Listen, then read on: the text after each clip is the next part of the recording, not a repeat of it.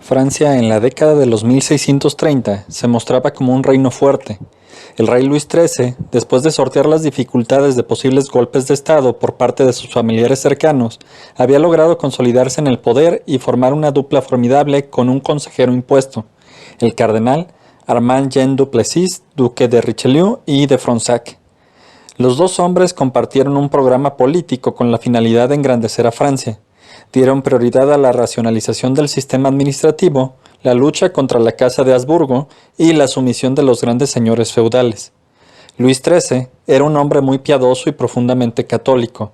Lo demostró a lo largo de su reinado, tan es así que le granjeó el apodo de El Justo. Hubo una cuestión importante durante su gobierno y fue el conflicto con los protestantes calvinistas conocidos como hugonotes. Siendo ultracatólico, solo respetaba a los protestantes por honrar el trabajo pacificador que había llevado a cabo su padre. En el caso particular de Francia, estos conflictos eran el resultado de la reforma protestante de Martín Lutero.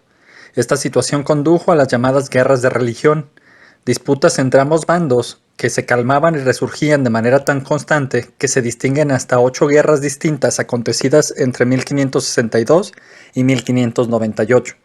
Durante el reinado de Luis XIII, si bien es cierto que existieron periodos donde se vio obligado a emplear la fuerza en contra de los hugonotes, en términos generales, trató de mantener la paz y reconoció la libertad de culto en todo el territorio galo con excepción de París.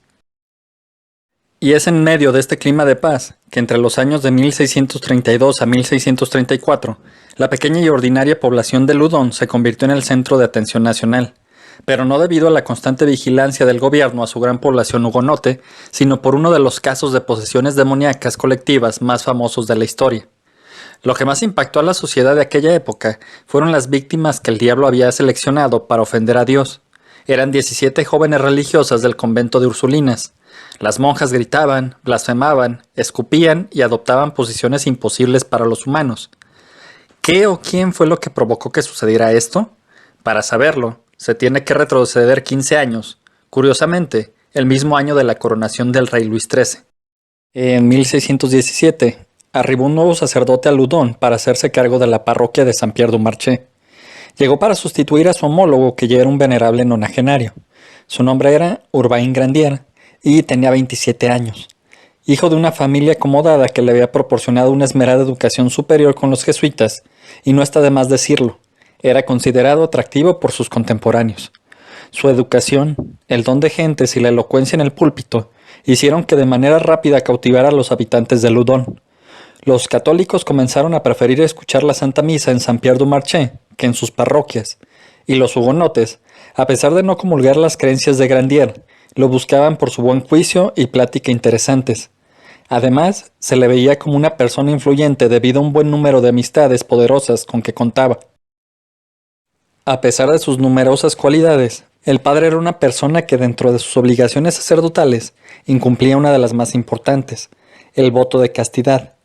El párroco daba rienda suelta a sus arranques de lujuria y esto rápidamente saldría a relucir. No se sabe con certeza el número de feligresas con quienes tuvo intimidad, ya que solamente quedarían documentados los amoríos que tuvo con mujeres de clase alta, pero es casi seguro que no existió para él diferencia de estatus al momento de elegir a sus amantes. Las habladurías acerca de su licencioso comportamiento iniciaron cuando se supo que visitaba a varias viudas a horas poco convenientes y que por lo general se veían totalmente a solas. Esto era algo que una dama jamás debía permitir. Los habitantes de Loudun comenzaron a imaginar lo que sucedía en aquellos encuentros. Por otra parte, las habilidades orales del sacerdote y su bagaje cultural hicieron que varios padres de familia sintieran que era el hombre indicado para hacerse cargo de sus asuntos espirituales, así que lo tenían como confesor familiar. También, en muchas ocasiones esas mismas familias lo emplearon como preceptor. Tal fue el caso del fiscal de Loudun, Luis de Trincart, quien lo nombró profesor de latín de su hija Filipa. Estas sesiones fueron aprovechadas por Grandier para seducir al adolescente a quien después de un tiempo embarazó. Cuando Trincart se dio cuenta de lo ocurrido, enfrentó al párroco para que se responsabilizara. Sin embargo, Grandier simplemente se lavó las manos y abandonó a la joven a su suerte. A pesar de que era fiscal, Trincart sabía que lo era de una pequeña población, y no quiso arriesgarse a enfrentar las poderosas amistades del párroco de Saint-Pierre-du-Marché. Es así que a Filipa la terminó casando con un viejo acomodado para taparle el ojo al macho, pero a pesar de que todo debía ser un secreto, como es natural en los pueblos, todo el mundo se enteró de lo ocurrido. Mientras tanto, el párroco siguió con su vida licenciosa hasta que llegó su amorío más famoso. Fue con Madeleine de Bro, hija de uno de los nobles más acaudalados de la provincia. Se especula que Urbain Grandier estaba totalmente enamorado de ella y no volvió a buscar a otra mujer. Las fuentes dicen que el sacerdote escandalizó a las personas, ya que lo llegaron a escuchar decir que Madeleine era su esposa oficial. Pero los rumores iban más allá, ya que varios juraban que Urbain Grandier se había casado con Madeleine de Bro en su parroquia. El mismo clérigo habría oficiado la ceremonia donde él había fungido como el sacerdote, el testigo y el novio. En este periodo, redactó un tratado en donde cuestionaba la postura de la Iglesia al reafirmar el celibato en los sacerdotes. Grandier catalogaba esto como una imposición absurda y que era imposible de cumplir debido a la naturaleza creada por Dios. Siendo consciente de lo que le pasaría si sus ideas llegaban a trascender, tuvo la prudencia de nunca sacar a la luz su escrito.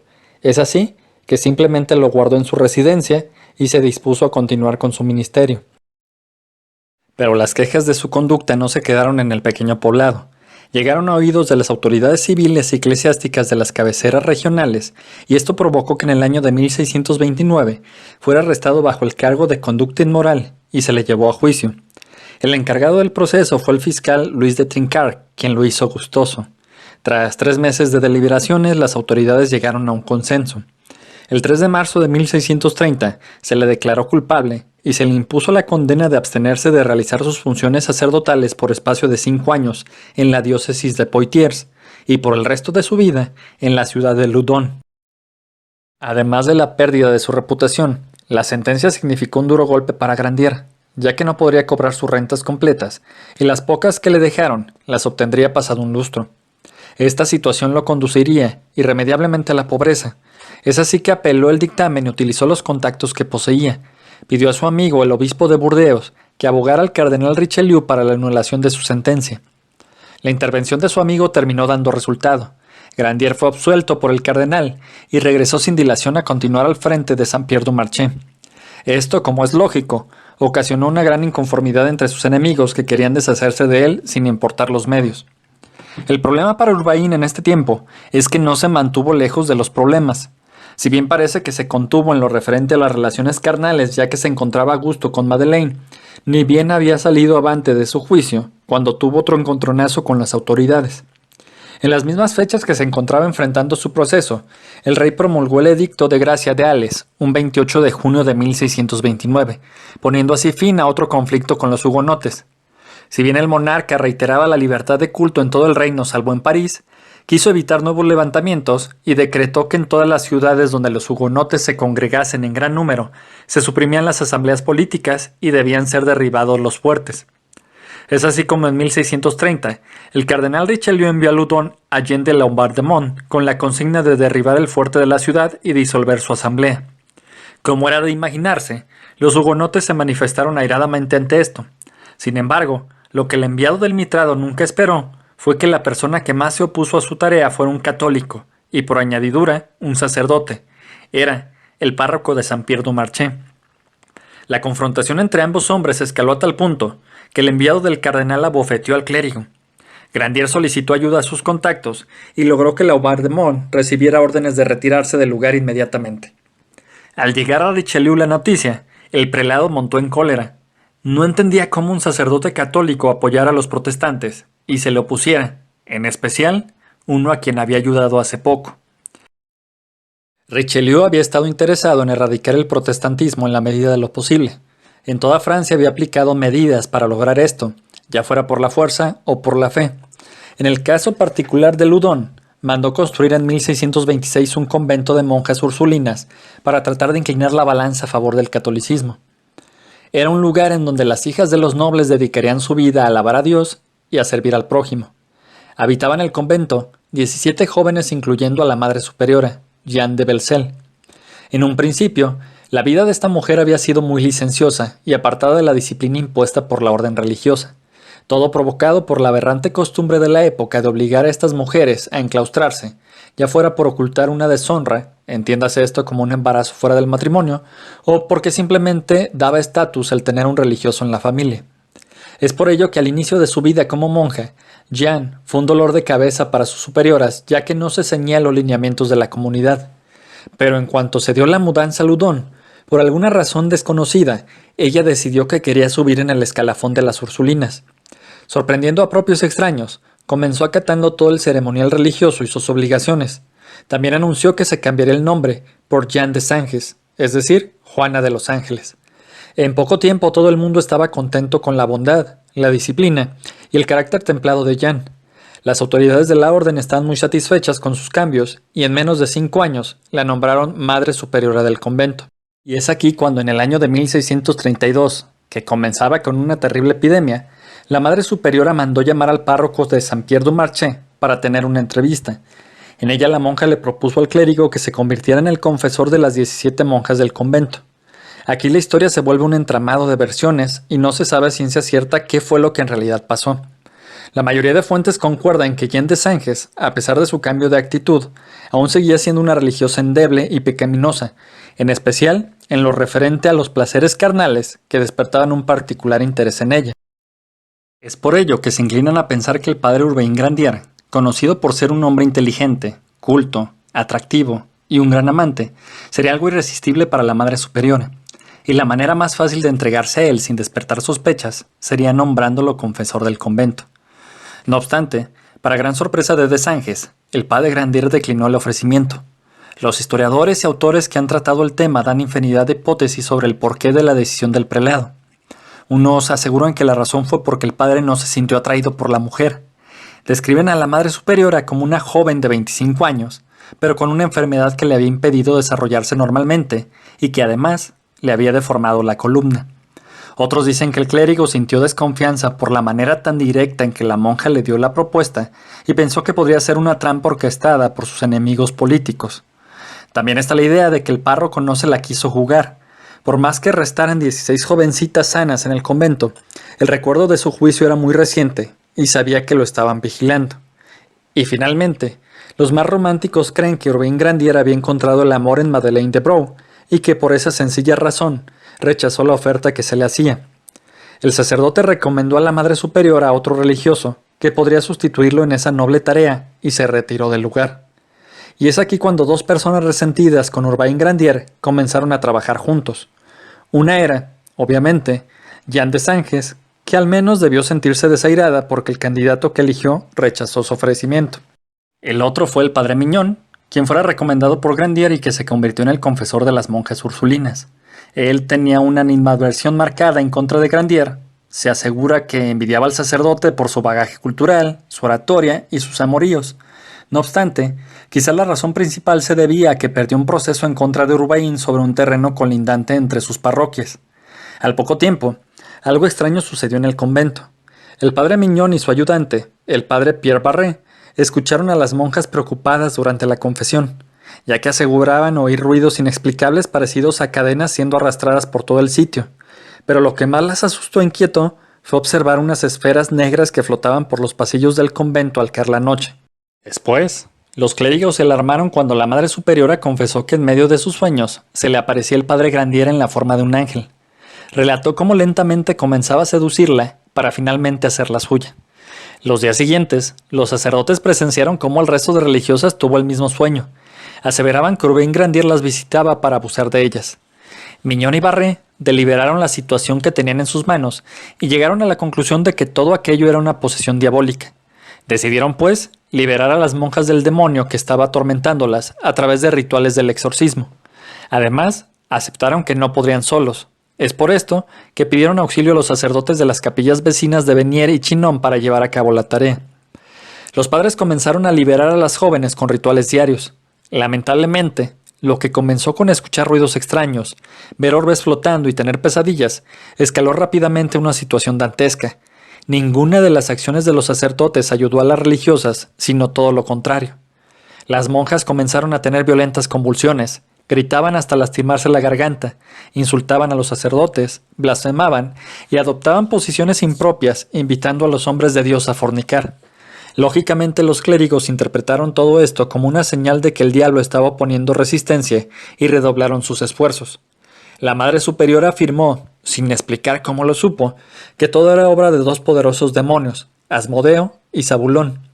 Le preguntaron cómo pudieron entrar a un edificio que estaba consagrado a Dios, y Jean de Sanges le señaló que lo más probable es que todo fuera obra del párroco de Saint-Pierre-du-Marché. Relató que había visto un día al padre Urbain Grandier lanzar un ramo de rosas por encima de uno de los muros del convento, y que lo más probable es que los demonios estuvieran en su interior. El rumor se extendió por la localidad, y al llegar a oídos del señalado, negó rotundamente las acusaciones y aconsejó a los sacerdotes implicados que detuvieran los exorcismos, ya que solamente estaban afectando la salud mental y física de las religiosas. Pese a las advertencias, los clérigos continuaron con su labor.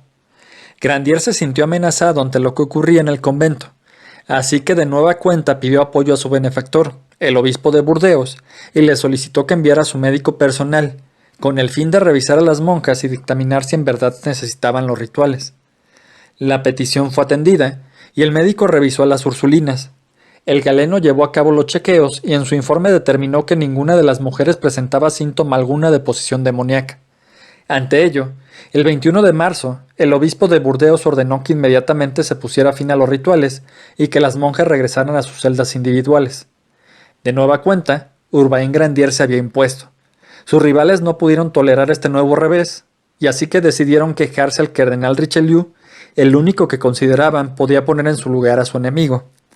Se valieron de un personaje que tenía cuentas pendientes con el sacerdote. Era Jean de Laubardemont, aquel quien no pudo llevar a cabo la demolición de la fortaleza huenota debido a la intromisión de Grandier. Él era familiar de Jean de Sanges. Es así que la monja le pidió su intercesión ante el cardenal para que resolviera su situación y castigaran al culpable. Laubardemont viajó a la capital acompañado de un monje capuchino llamado Tranquille. Se entrevistaron con Richelieu y le dieron un informe detallado de lo que sucedía en Loudun. Para terminar de convencer al cardenal le mostraron un pasquín satírico en donde se humillaba a su persona, el cual le juraron que había sido escrito por Grandier. ¿Cómo lo pudieron demostrar? Nunca se supo, ya que los pasquines en teoría son escritos anónimos. Es así que el cardenal ordenó la formación de una comisión real para investigar el caso, y Urbain Grandier fue acusado públicamente de brujería y encarcelado mientras se desarrollaran las investigaciones. Durante este proceso, se sumaron nuevos religiosos como el monje Tranquille y un franciscano llamado Lactance para reanudar los exorcismos a las ursulinas. En esta ocasión, por orden del mismísimo cardenal, las sesiones, en lugar de llevarse a cabo dentro de la privacidad del convento, fueron públicas. Aquello se convirtió en un espectáculo. Diariamente llegaban a la pequeña población cientos de personas que querían observar los rituales en donde las pobres jóvenes se convulsionaban, blasfemaban, escupían y, según se decía, se contorsionaban en posiciones imposibles para los seres humanos. En uno de sus exorcismos, Jean de Sanges informó a los religiosos que un tercer demonio había llegado a poseerle. Era Isacarón, el amo de la depravación y el desenfreno. Esto se consideró como una prueba sólida de que el párroco Grandier era el responsable de su desdicha, ya que poseía los mismos comportamientos de ese demonio. Con el pasar de los días, quedó más que claro que las monjas eran presas de toda una legión demoníaca. En cada interrogatorio comenzaron a surgir los nombres. Algunos de los mencionados fueron Astarot, Cresil, Amán, Leviatán, Behemoth, Begené, Easas, Sedán, Neftalí, Cham, Uriel y Achas. Mientras todo esto se sabía, la opinión pública culpó rápidamente a Urbain Grandier. El imputado imploró a la Comisión Real que le permitieran defenderse de las acusaciones y solicitó a las autoridades que lo dejaran realizar un exorcismo. Sorprendentemente, accedieron a las peticiones del acusado. Grandier fue llevado al sitio y comenzó el exorcismo. Rezaba y arrojaba agua bendita. En determinado momento, comenzó a hablar en griego haciendo preguntas a las monjas. Ante esto, las jóvenes se quedaron turbadas sin poder contestar al sacerdote. El hombre serenamente prosiguió con el ritual, y después de unos momentos, con una voz fuerte y clara, retó a los demonios y les ordenó que hicieran levitar a aquellas mujeres. La multitud estaba sumida en un silencio total, expectantes en caso de que aquellas religiosas comenzaran a flotar por los aires. Pero no pasó nada. En ese momento, Urbain Grandier, con voz atronadora, argumentó que todo era un engaño. Explicó que esas mujeres solo fingían, ya que de entre las principales señales de posesión diabólica se contaban el hablar lenguas desconocidas para el poseso y la levitación. En el lugar reinó el más absoluto de los silencios. Sin embargo, una de ellas comenzó a explicar de manera acelerada que el pacto que tenían con el demonio les prohibía hablar la lengua utilizada por Grandier, y que tampoco se les permitía levitar, a lo que las demás posesas comenzaron a apoyar a su compañera. El acusado estaba tranquilo. Se sintió seguro de haber probado su inocencia con argumentos sólidos. Sin embargo, los miembros del consejo deliberaron y optaron por hacer caso a las posesas. Todo dio un vuelco cuando un sacerdote de apellido Gaul anunció a la concurrencia que había obtenido de Asmodeo una confesión. De nueva cuenta, no explicaron cómo. Solo se dijo que el demonio reconoció ante él que Grandier lo había invocado para pedirle favores y que éste había firmado un pacto con su propia sangre. Y para asombro de todos, mostró el documento en donde estaba escrito el pacto y la firma del acusado. Este testimonio, aunado con el descubrimiento de su tratado en contra del celibato sacerdotal, terminó por decidir la suerte del párroco de Saint-Pierre-du-Marché. El 7 de diciembre de 1633 lo encerraron en el castillo de Angers. El proceso entero duró 8 meses, y como era usual en esta época, la intención de las autoridades era obtener del acusado una confesión sin importar los métodos que tuvieran que utilizar. Para hacer más tendencioso todo, el juicio se celebró en Loudun y no en París como estaba establecido en la ley. Lo primero que hicieron fue buscar señales sobrenaturales que demostraran que Grandier era un brujo. Es así que le rasuraron todo el cuerpo y comenzaron la revisión. El objetivo era encontrar las llamadas marcas del diablo, que se creía eran lugares en donde el acusado no sintiera dolor o no sangrara cuando se le hiriera. A media búsqueda, el médico y el boticario fueron echados ya que afirmaron no haber visto ninguna señal en el cuerpo de Urbain. Al final de todo esto, se informó a la multitud que al brujo se le habían localizado 5 manchas diabólicas. Urbain no cedía ante las torturas. Ante cada interrogatorio seguía proclamando su inocencia. Esto se tradujo en que se tuvieran que ir aumentando el nivel de su tormento. El método más extremo que emplearon en Grandier fue el tormento de la bota. Consistía en poner tablas apretadas alrededor de las piernas del acusado. Después, las presionaban cada vez más al introducir cuñas de madera golpeándolas con mazos. La finalidad de todo esto era romper los huesos de la manera más dolorosa posible. Los verdugos fueron capaces de introducir un total de 18 cuñas en cada una de las extremidades. El tormento las dejó totalmente inservibles, y ni aun así consiguieron que el párroco aceptara los cargos que se le imputaban. Algunas de las monjas ursulinas sufrieron cargo de conciencia y se dirigieron ante los miembros del tribunal para retractarse de sus declaraciones. Hay fuentes, que no son la mayoría, que aseveran que la mismísima Madre Superiora acudió al juicio con una soga al cuello y amenazó con ahorcarse si no se escuchaba su cambio de versión. Los fiscales desestimaron estas manifestaciones y simplemente las explicaron como una obra del demonio. Con ello, demostraba que éste protegía a su deudor y buscaba su liberación. Ante esta ola de inconvenientes, las autoridades comenzaron a arrestar a todo aquel que testificara a favor de Grandier. Al final del proceso, fueron recabados 72 testimonios en contra del sacerdote.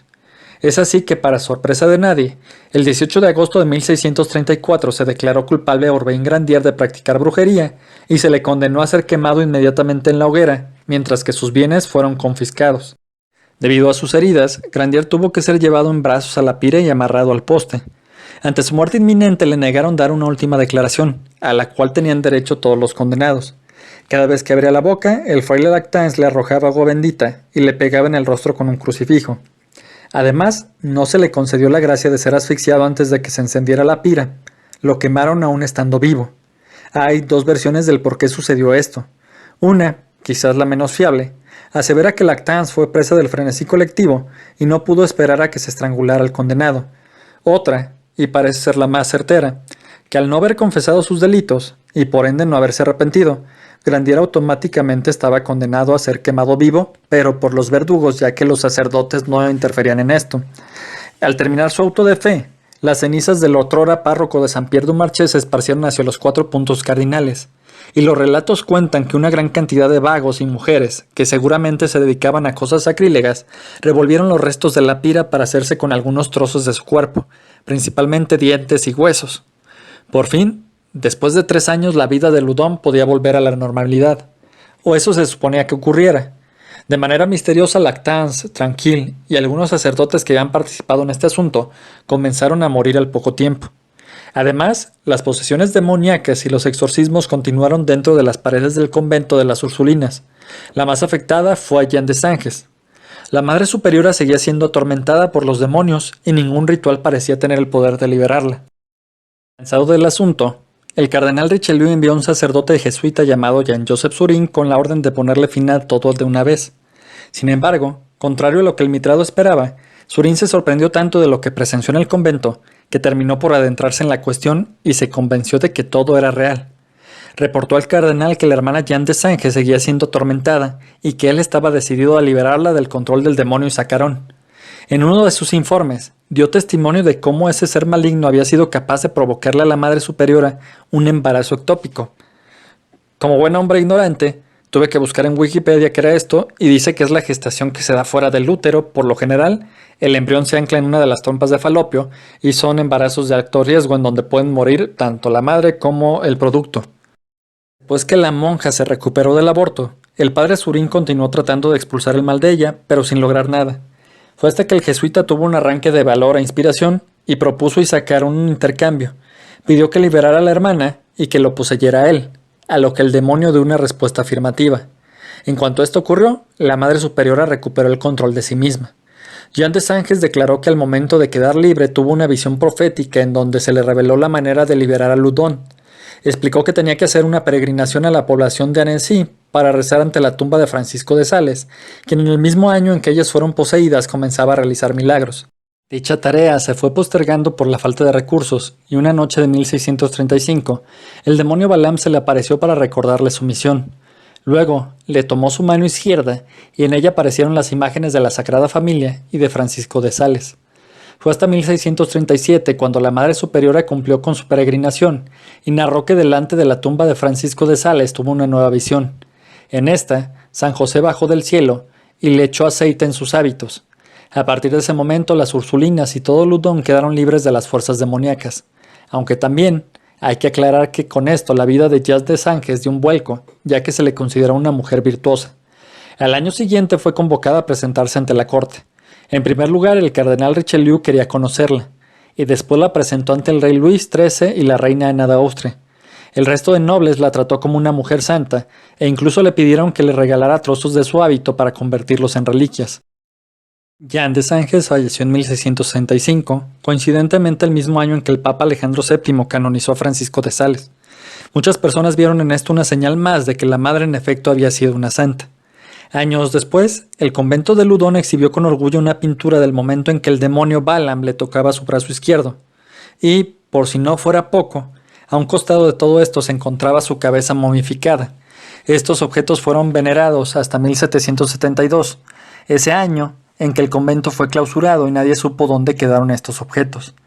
Y es así como se desarrolló el caso de las endemoniadas de Loudun. Es más que evidente que los autores que han estudiado el tema han descartado de que se tratara de una posesión. En su mayoría, las fuentes aseguraban que fue un complot para obtener poder y deshacerse de Urbain Grandier. Pero, ¿quién fue el principal responsable de lo sucedido? ¿Los sacerdotes? ¿Richelieu? ¿La Madre Superiora? En mi opinión fueron todos, comenzando con Urbain Grandier. Este personaje que debido a su licencioso estilo de vida se ganó muchos enemigos. Además, gracias a sus amistades quedó impune en diversas ocasiones y se convirtió en un estorbo para personajes poderosos. Los sacerdotes de Loudun y alrededores participaron encantados, ya que odiaban a Grandier, no solamente por cuestiones banales como el que fuera atractivo, culto y gran amante, sino porque afectó sus intereses. La presencia del párroco de Saint-Pierre-du-Marché redujo notablemente su feligresía y con ello la entrada de dinero. El cardenal Richelieu simplemente retiró su apoyo a un sacerdote problemático. En un principio había accedido a auxiliarlo gracias a los contactos de Grandier, pero después esa misma persona se opuso a sus designios al apoyar a los hugonotes. Por esta razón fue una decisión política. El llevarlo a juicio y ejecutarlo era deshacerse de un estorbo. Y finalmente está la señalada como la villana principal, Jeanne de Sanges. Todo indica que fue la incitadora número uno de lo que sucedió en Loudun. Dejando de lado el supuesto de que se trataba de una mujer despechada y con sed de venganza, todo apunta a que el motivo para llevar a cabo esto fue porque amaba ser el centro de atención. Durante los exorcismos, Quien informaba de primera mano lo que sucedía era ella. Comenzó con los sueños, dio el nombre de los demonios, explicó cómo entraron al convento. Cosa que decía de Sanges era repetido después por las demás monjas. Incluso, cuando todo terminó, la única persona que siguió siendo atormentada y exorcizada fue la Madre Superiora. Fue llevada a viajar para cumplir la peregrinación, conoció a los reyes y nobles de su tiempo y vivió rodeada de muestras de respeto y veneración al ser considerada santa. La figura de Jeanne de Sanges sigue envuelta en el misterio. Nunca se supo, por ejemplo, quién la había embarazado. ¿Sería algún otro sacerdote? Quizás fue el último que la exorcizó Jean-Joseph Surin. Y hablando de él, tampoco sabemos qué le sucedió después de ser poseído. ¿Habrá sido liberado o no? ¿Se tiene alguna prueba fehaciente de que la Madre Superiora manipulara todo para iniciar este suceso y alargarlo lo más posible? No. Se desconoce lo dicho entre los participantes en este asunto y los documentos oficiales del proceso no lo develan, aunque el caso está cercano a cumplir los 4 siglos y algunos especialistas sostienen vehementemente que la caligrafía del supuesto pacto demoníaco es idéntica a la de Jeanne de Sanges. Algo que parece claro es que las víctimas de todo este acontecimiento, dejando de lado a quien fue quemado en la hoguera, fueron las monjas ursulinas. Ellas se vieron inmiscuidas en la maquinación y simplemente se las orilló a que fueran víctimas de uno de los mayores casos de histeria colectiva de la historia. Eran un grupo de jóvenes a quienes en su mayoría obligaron a tomar los hábitos. Por si no fuera poco su estancia en el convento, en este asunto las sometieron a estos lavados de cerebro, en donde les implantaron la idea de estar poseídas, soportaron los rituales de exorcismo, y esto afectó su salud psicológica y física a tal grado que se convencieron de estar posesas y comenzaron a actuar de esa manera. Gracias por haber llegado hasta aquí.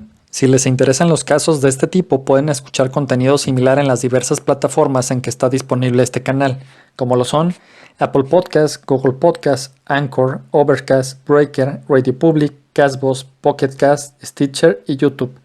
Además, ofrezco una encarecida y sincera disculpa porque tuvieron que soportar mi nefasto dominio del francés. Ahora sí, hasta pronto.